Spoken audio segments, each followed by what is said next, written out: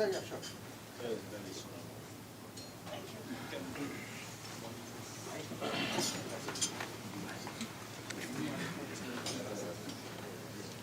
Good to see you all. Good to see you, Minister. Welcome to Uganda. Thank you. I hope you've had a fantastic life.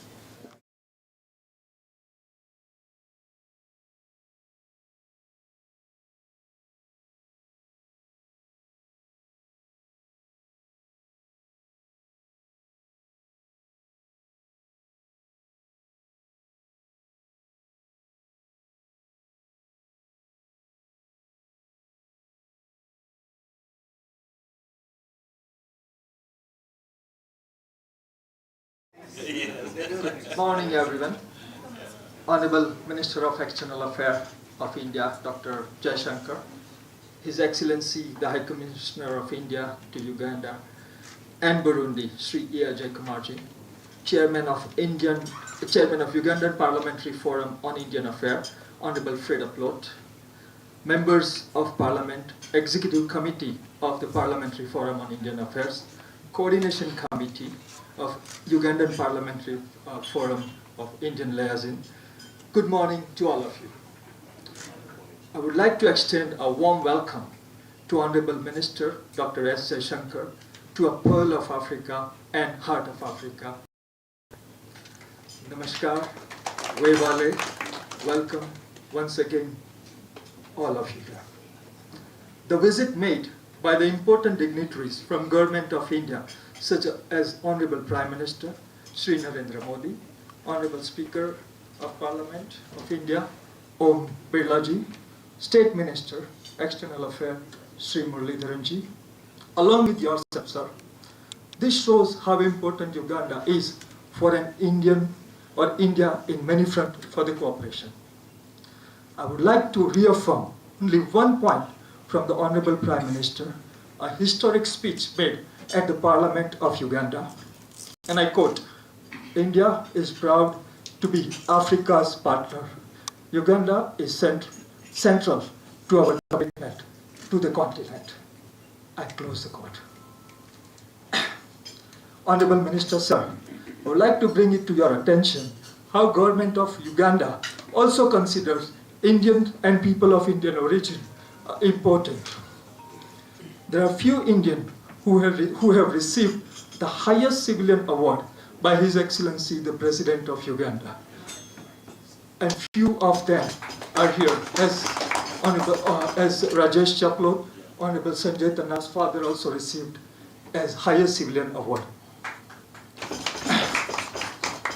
In the world, only 8 to 9 heads of state celebrate our festival Diwali at State House, Uganda's president being one of them. This paints a picture how the government of Uganda consider Indians and Indian people of India are important to them.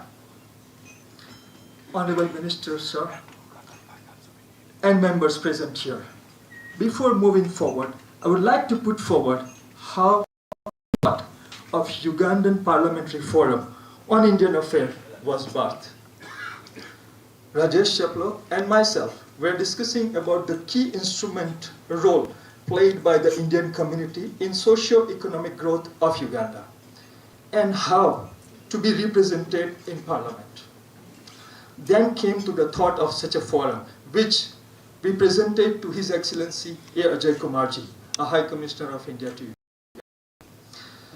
From there onwards, His Excellency Jaishankar played a key and important and active role for the formation of the forum.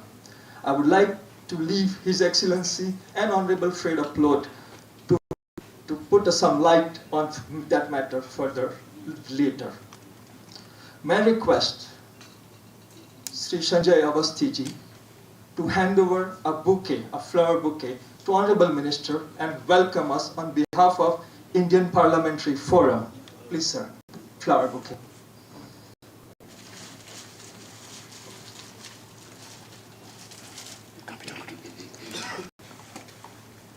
Mr. Sanjay Avasthi.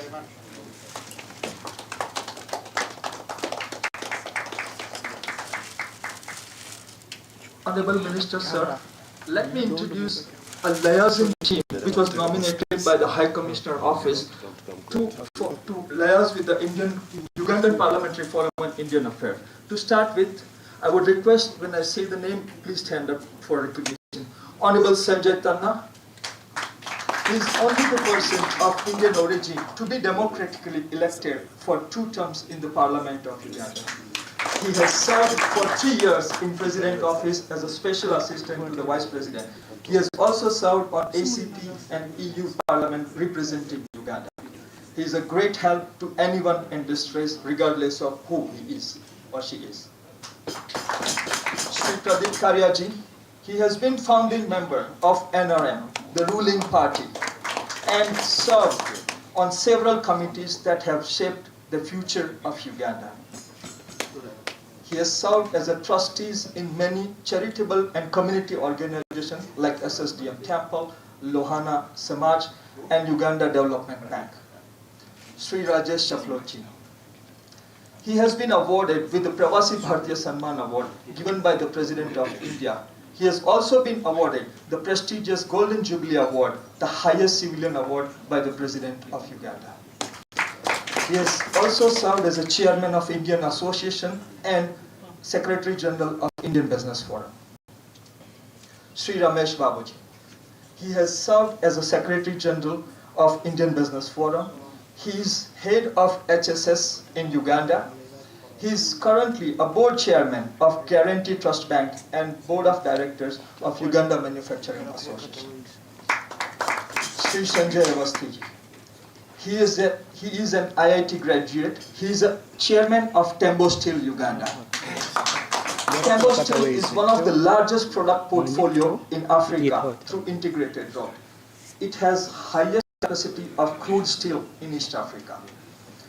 Tembo Steel is one of the first companies to manufacture and produce the following product, a 0.7 millimeter hot roll sheet through the continuous configuration in the world, sir.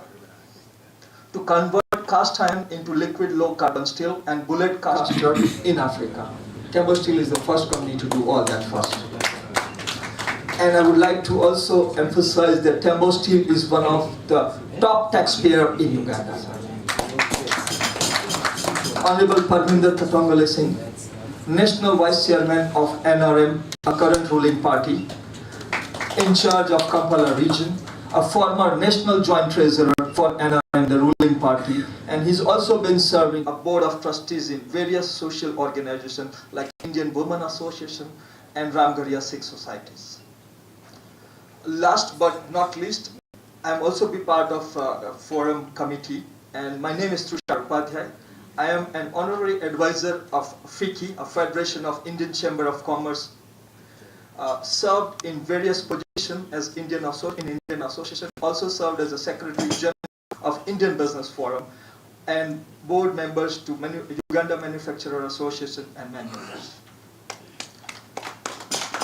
With this note, with this introduction, sir, I would request, it is my honor, and I would request His Excellency Ajay Kumarji to come and address all of us the past. Thank you.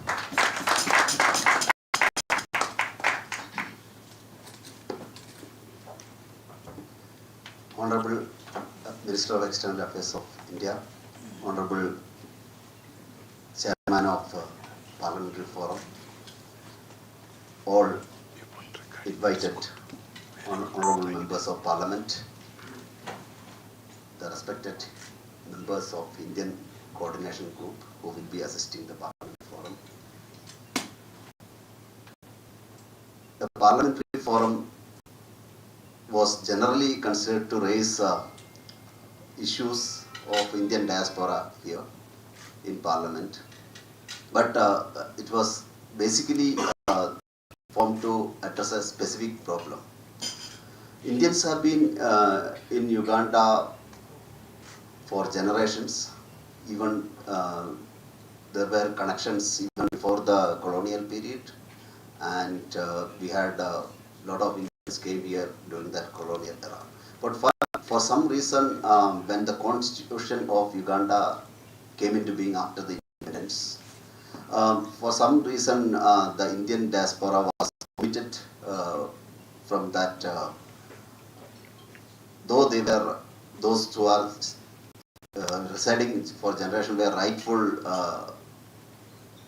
owners of that citizenship right, but somehow they could not find a place in that constitution. And that actually that error or omission that really costed the Indian community during the President Idi Amin's period. That history we all know. The present situation is that Indian community can have Indian can have citizenship if you continuously reside here. But what we see is that his children or his next generation not automatically becoming Ugandan citizens. Also, even the persons already become Ugandan citizens also have problem when they go to renew it. So, as Honorable Sanjay Sanna used to say. So, but on the other hand, at the highest level of Ugandan government, there is commitment, and President have publicly announced it more than once, especially during Diwali get-together at State House. He has fully supported and publicly announced that Honorable Excellency President support the tribe status to Asians community living in Uganda. But what we noticed that there is no system to take forward that presidential vision in the parliament. That is the way a few of us came together, including Honorable Fred Oplot, to thought about having a forum like this. And the forum has already started and inaugurated in August last year, and they have started the work for which they have been formed, which I am sure Honorable Fred Oplot will tell in detail. I thank Honorable Minister for agreeing to come to this program and address the MPs. I thank all the Honorable Members of Parliament for being here. Thank you very much.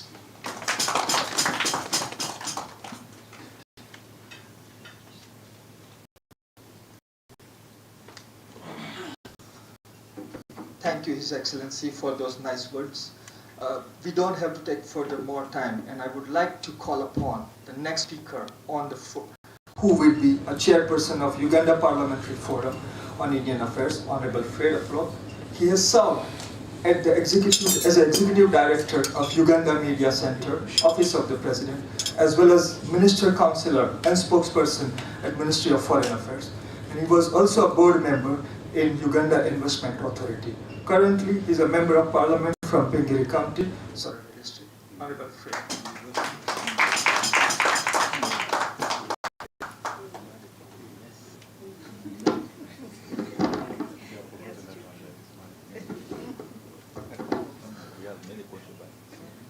Thank you very much, Mr. Trusha, for that introduction. The Honorable Minister of External Affairs of India, Honorable Dr.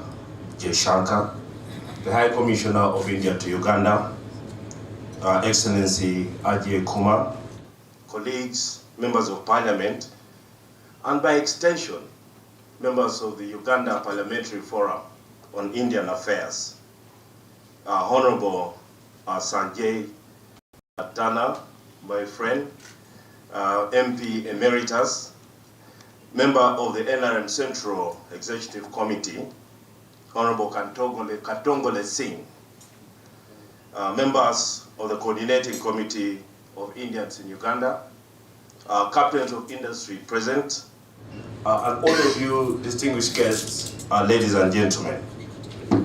On behalf of the Uganda Parliamentary Forum on Indian Affairs, it is my profound honor and privilege that I welcome you, Honorable Minister Jaishankar, to Uganda, and really thank you very much for sparing your time amidst your busy schedule to engage us. It is certainly a milestone for us as a very young organization to receive you. And sir, we certainly don't take this for granted. From a little over a century, Ugandans of Indian ancestry have evolved from a few hundreds who came to assist the British build the East African Railway line.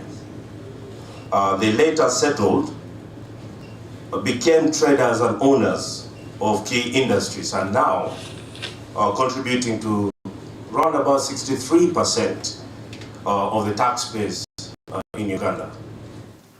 Cognizant of that, sir, the Uganda Parliamentary Forum for Indian Affairs was formed by like-minded parliamentarians and spearheaded by His Excellency Kumar, Mr. Cheplot, and Mr. Trusham.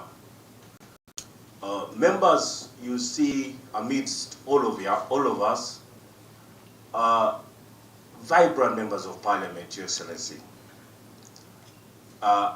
Unfortunately, we do not have time to introduce them individually, but nevertheless, they are the committed lot in the Parliament of Uganda. In this regard, I would like to put very quickly a spotlight on the role of the forum. In advancing socio-economic integration, contributing to a legislative agenda and policy framework that not only consolidates and protects the gains Uganda-India friendship has registered in the past 5 decades, but also keeps Uganda a very attractive country for Indian businesses and citizens to invest, thrive, and live in. As such, the members of Parliament on this forum do play an invaluable role. For example, in my earlier discussion with His Excellency Kumar, he noted that processes have stalled for the implementation of 2 lines of credit offered by India to Uganda for power transmission lines and agriculture modernization. Honorable Mara, seated right next to you, sir, Honorable Dixon Katashumba,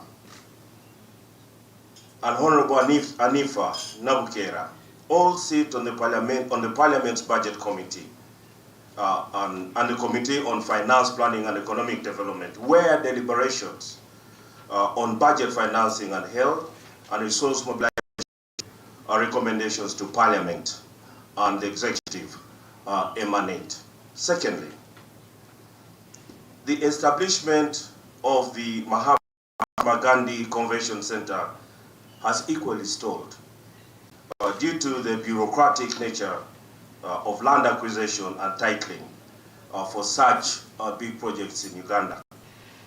However, yet again, we have members of this forum such as Honorable Sarah Opendi, Honorable Javira, seated somewhere there, Honorable Rita Atukwansa, and Honorable Margaret Alepe are members of this forum and equally sit on the Parliament's Committee on Physical Infrastructure Committee and Committee on Tourism, Trade and Industry, where the convention matter falls. And indeed, Honorable Minister, as I speak, they have started following up vigorously on this issue.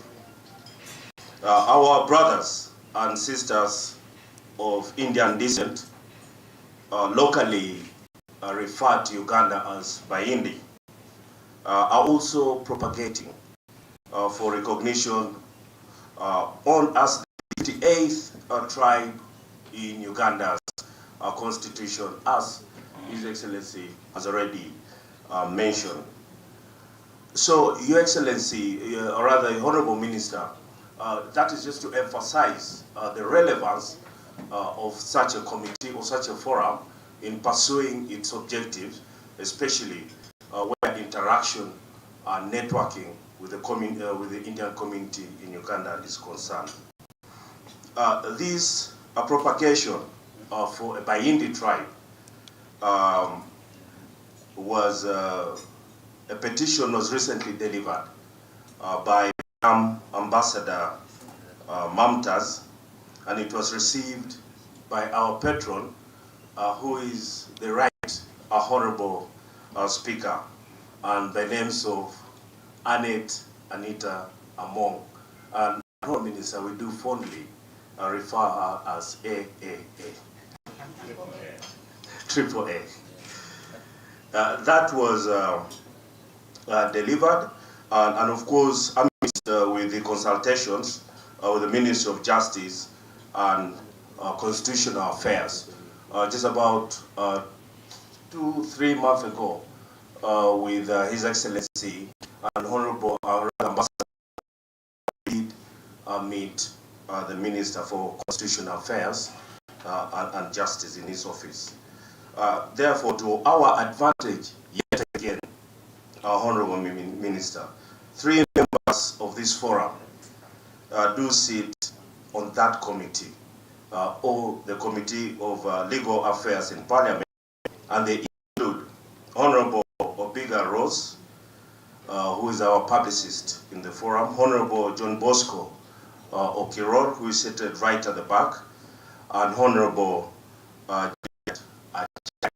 who is also amidst us, dressed in white. The 3 example, Honorable Minister, illustrate how members of the forum are strategically positioned throughout the 22 parliamentary oversight committees, whose reports have often been adopted by Parliament and operationalized by the executive.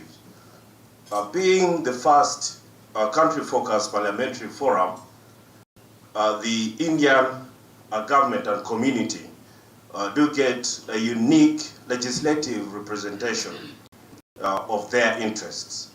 And with assurances of support from the forum's patron, our speaker, as I've already mentioned, the existing legislative bottlenecks are hampering implementation of key bilateral partnerships, and other outstanding issues will certainly be resolved.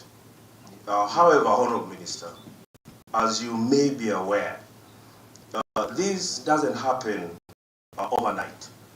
Our legislation processes take years, sometimes stretching beyond 1 term of Parliament. And for a forum as important as this, dedication, stability, and consistency of its members is crucial in achieving its vision and mission. It is therefore in our common interest, Honourable Minister, to see all these members return to Parliament to finish future pending projects.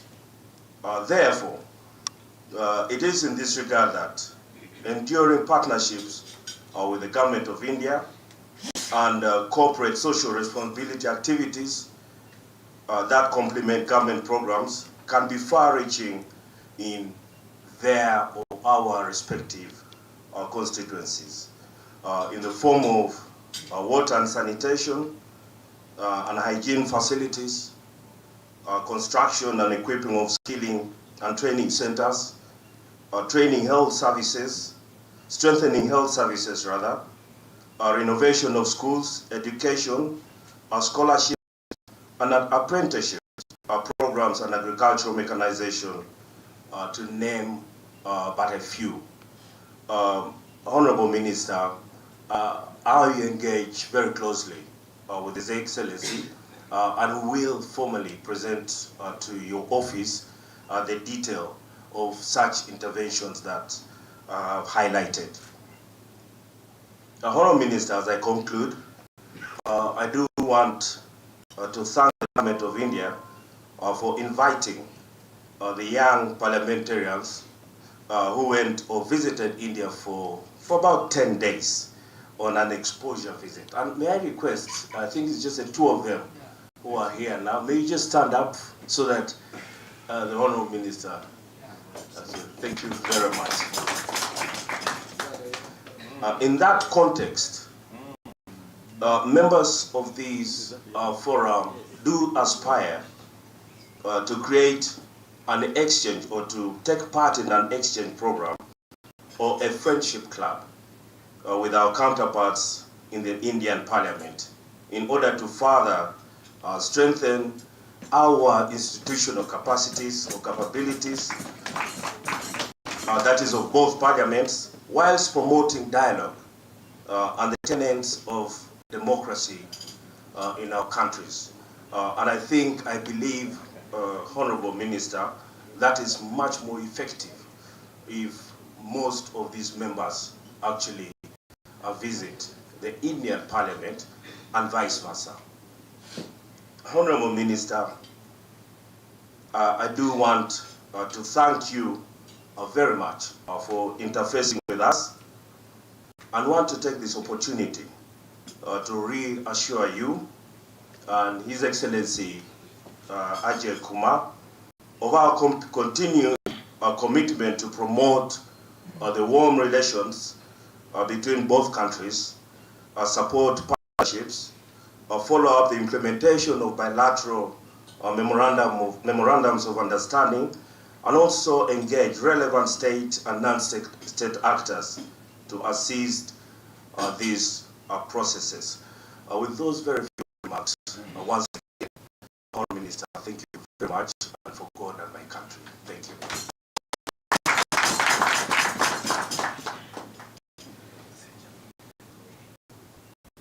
I think that deserves one more round of applause.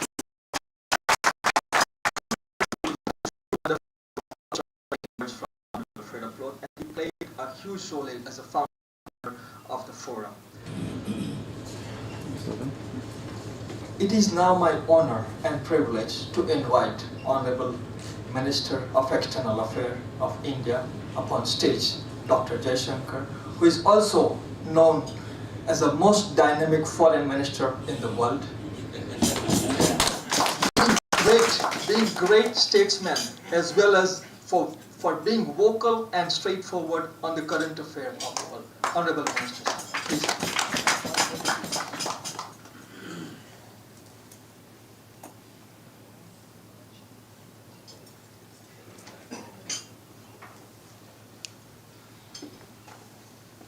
Honorable Fred Oblak, Honorable Members of Parliament, Senior Members of the Indian Diaspora, High Commissioner, dear friends. First of all, let me say it's a really great pleasure on my first morning here to meet with all of you.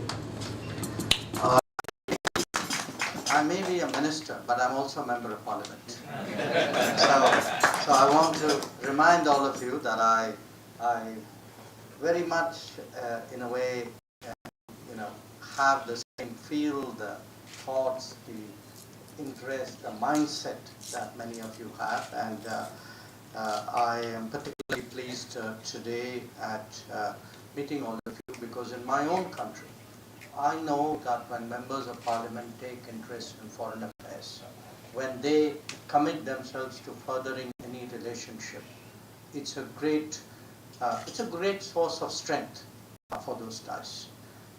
Every foreign minister listens to their MPs. Trust me on that. So I'm sure that when all of you collectively express your interest in your commitment, my counterpart must be feeling the same thing. Now, at the beginning, a reference was made to the more intense relationship that we've had in the last few years, and that is indeed the case. We've had from India, Prime Minister Modi here a few years ago. Many of us remember particularly his address to the Parliament, because he actually used that to lay out our Africa policy as well as our development partnership policy. So even in our larger dealings with the world, we refer to it as the Kampala principles. So it's something which is really very significant in our foreign policy. But we've also had our Vice President here, who's the Chairman of the Upper House, our Speaker, my colleague, who's the Minister directly in charge of African Affairs, and I myself am here. And I hope between all these visits, it completely convinces you really how serious we are how much we look forward to taking this relationship forward. We had President Museveni visit India last during the India-Africa Summit in 2015. It was our hope, of course, that we would do the next summit. It has slipped, unfortunately, due to COVID. But despite the COVID, what I do want to say is whether it was the commitments made by Prime Minister Modi when he came to Uganda or the commitments we made at the India-Africa Summit, we have kept those commitments. And one of those commitments of which we are particularly proud of was we had committed really to provide educational and skill access to 50,000 young people from Africa. Despite the COVID, we've actually reached in excess of 45,000. And when we look at the next generation, for us the next generation is not only the next generation in Parliament, which we give a lot of emphasis on, but actually the next generation of leaders and policymakers and professionals and implementers in this society. I'm particularly glad to learn of the forum, of all that you are doing, honorable members, and the interest that you are taking, whether it's the LOC, whether it's the infrastructure, whether it is the issue of how to make Ugandans of Indian origin a much more integrated part of your society. I certainly would support you, your endeavors in this, and I truly wish you strength. I look forward to your taking all these issues forward. Let me briefly speak about our development partnership. One, because an important event in my own program this time is the inauguration of the National Forensic Research University. We have a university which was the brainchild of Prime Minister Modi. Its first campus of India is in Uganda. We have the privilege of joining the President and the Defense Minister tomorrow for that event. And I think that's a testimony of how strong our relationship is. You referred, sir, to the lines of credit.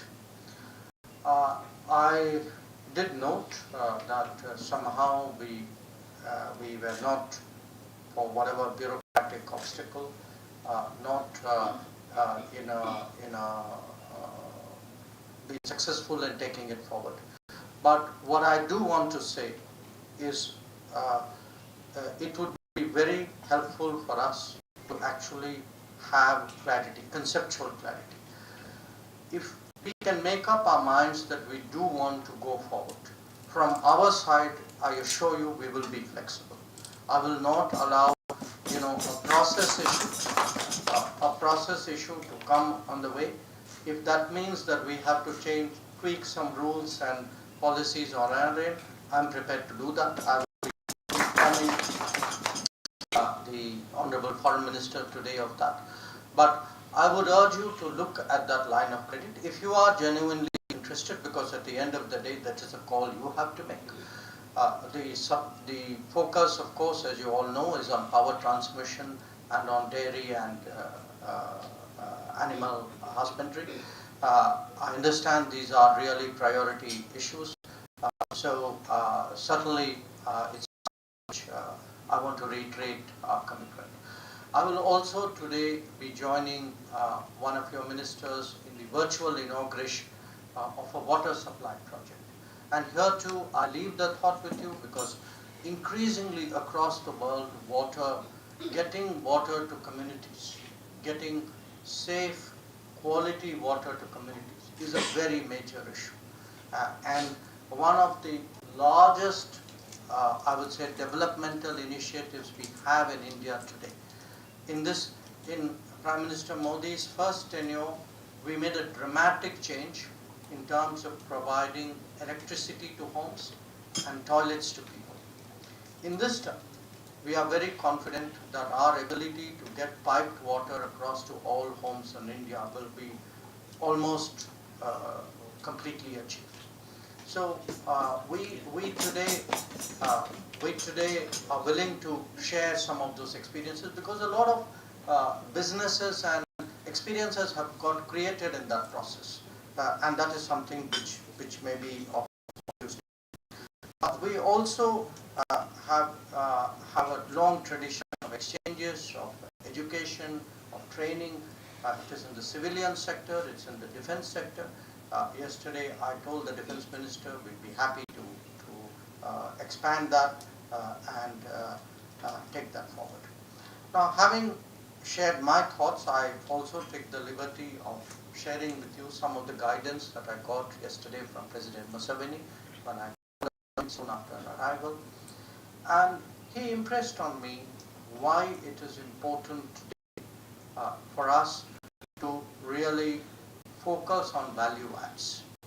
That this is a country which has a lot of resources, it has a lot of talent, it has a lot of skill, it has a lot of produce. But how do we get value adds on that produce? How do we scale up that companies? How do we connect Uganda much closer to the global markets? I think these were really the thrust of what the shared with me, and I assured him, and I shared that with you, that the follow-up which we will do is to have sustained business events in India, where there's an opportunity to market, all the possibilities in Uganda to Indian business, as well as we would be keen to send a business delegation here, so that they themselves, those who have an interest are able to interact with business. And here I would say the Ugandans of Indian origin, the Indian diaspora, I think is particularly important.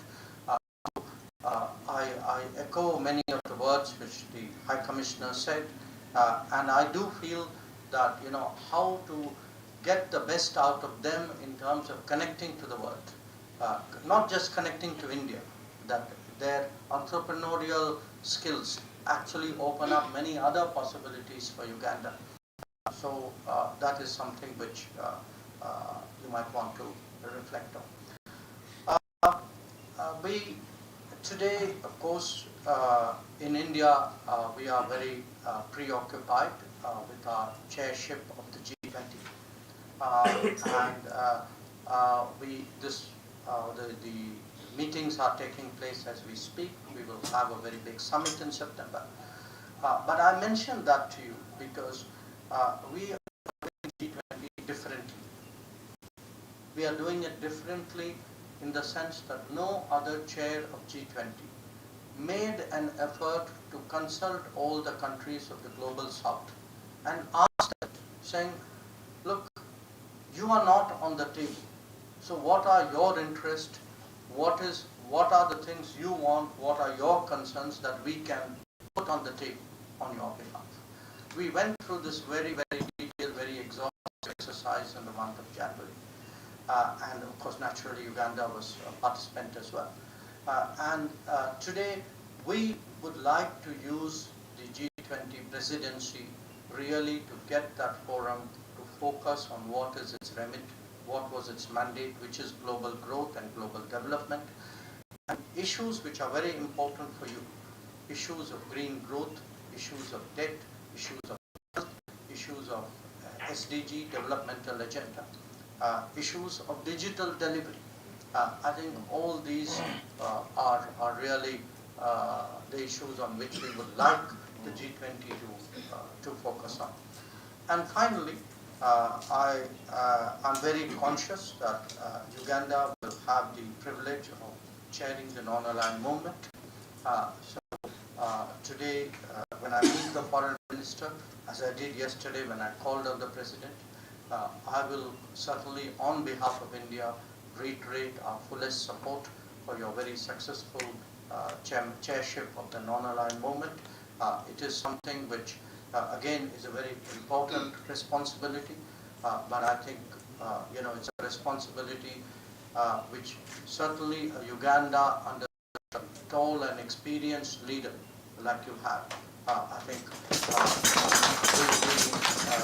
we expect that again the non-aligned will get a kind of a new energy under the Uganda chairship.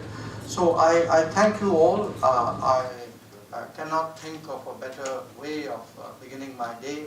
I will be, after this, of course, meeting my counterpart ministers, doing some of the inaugurations that I spoke to you about. But I leave one thought with all of you. Whether it is collectively as a forum or individually, you're all very welcome to India. When you come to the parliament, I assure you, I'm an honorary member of every parliament forum. I try whenever any parliamentary delegation comes from abroad to see, somewhere in my parliamentary time, because I have an office in parliament, to find time to meet them. I would very much welcome all of you there in India. I would welcome you there not just as an expression of friendship. I would also welcome you in India because it would give us a chance to really demonstrate some of our experiences and to see how in some way they may relate to the challenges and aspirations that you are looking at. So once again, a very, very big thank you. I thank you, High Commissioner, and foreign members for arranging this.